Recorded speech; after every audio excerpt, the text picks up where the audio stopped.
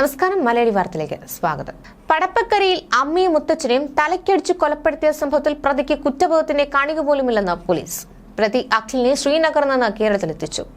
പോലീസിനും മാധ്യമങ്ങൾക്ക് മുന്നിൽ കൊലയാളി അശ്ലീല ചേഷ്ട കാണിച്ചു. ഒളിവിൽ കഴിഞ്ഞ പ്രതിയെ കുണ്ടറ CI V അനിൽകുമാറിന്റെ നേതൃത്വത്തിലുള്ള സംഘം ശ്രീനഗറിൽ നിന്ന് പിടികൂടുകയായിരുന്നു. ശ്രീനഗറിലെ മലയാളികളാണ് അഖിലിനെ തിരിച്ചറിഞ്ഞ് പോലീസിൽ വിവരം നൽകിയത്.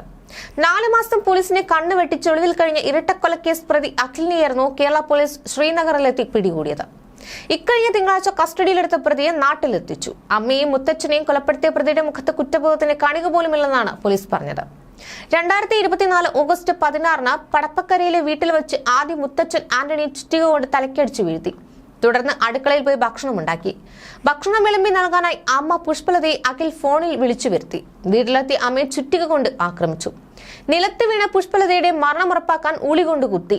അമ്മയെ കൊന്ന ശേഷം പ്രതി TV വെച്ച് പാട്ട് കേട്ടു. ഉച്ചയ്ക്ക് 2 മണിയോടെ കൃത്യം നടത്തിയ പ്രതി വൈകിട്ട് 6 മണിയോടെ വീട്ടിൽ നിന്നും രക്ഷപ്പെടുകയായിരുന്നെന്നും പോലീസ് പറഞ്ഞു. അഖിൽ ലഹരി മരുന്നിന് അടിമയാണെന്ന് പോലീസ് പറഞ്ഞു. കോടതിയിൽ ഹാജരാക്കിയ പ്രതിയെ റിമാൻഡ് ചെയ്തു. വിശദമായ ചോദ്യം ചെയ്യലും തെളിവെടുപ്പിനുമായി പ്രതിയെ ഉടൻ കസ്റ്റഡിയിൽ വാങ്ങും. ശ്രീനഗറിൽ ഒളിവിൽ താമസിക്കുകയായിരുന്ന ഇയാളെ കൊലപാതകം നടത്തി 4.5 മാസങ്ങൾക്ക് ശേഷമാണ് പിടികൂടിയത്. ഉച്ചയ്ക്ക് 2:30യോടെയായിരുന്നു മുത്തച്ഛൻ ആന്റണിയെ ചുറ്റിക ഉപയോഗിച്ച് ഇയാൾ തലക്കടിച്ചു വീഴ്ത്തിയത്. തുടർന്ന് ഹോം നഴ്സ് ഏജൻസി നടത്തുന്ന അമ്മ പുഷ്പലതയെ വീട്ടിലേക്ക് ഫോണിൽ വിളിച്ചു വരുത്തി ആക്രമിക്കുകയായിരുന്നു. ചുറ്റിക കൊണ്ട് തലക്കടിച്ച ശേഷം മുനയുളി കൊണ്ട് തലയ്ക്ക് കുത്തി. മരണം ഉറപ്പാക്കാനായി തലയണ കൊണ്ട് മുഖത്ത് അമർത്തുകയായിരുന്നു. വൈകിട്ട് 6 വരെ TV കണ്ടിരുന്ന ശേഷമാണ് ഇയാൾ നാടുവിട്ടത്. അമ്മയുടെ മൊബൈൽ ഫോൺ പിന്നീട് ഇയാൾ കൊട്ടിയെത്തി വിറ്റു. തിരുവനന്തപുരം വഴി ഡൽഹിയിലെത്തി ഇവിടെ തന്റെ മൊബൈൽ ഫോണും വിറ്റു. ഇവിടെ നിന്ന് അമ്മയുടെ ATM കാർഡ് ഉപയോഗിച്ച് 2000 രൂപ പിൻവലിച്ച ശേഷം ശ്രീനഗറിലേക്ക് പോയി. പിന്നീട് ഫോണോ സാമൂഹിക മാധ്യമങ്ങളോ ഉപയോഗിച്ചിട്ടില്ല. ശ്രീനഗറിലെ വിവിധ വീടുകളിൽ ജോലിക്കാരനായി കൂടുകയായിരുന്നു. 1 മാസത്തിൽ കൂടുതൽ എവിടെ നിന്നിട്ടില്ല.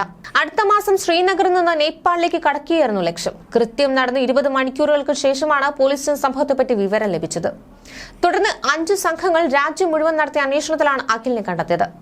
മുൻപും അമ്മയെ ആക്രമിച്ച ശേഷം പ്രതി നാടുവിട്ടിരുന്നു. അന്ന് താമസിച്ചിരുന്ന സ്ഥലങ്ങളിലെല്ലാം അന്വേഷിച്ചെങ്കിലും ഇവിടെയെങ്ങും ഇയാൾ എത്തിയിരുന്നില്ല.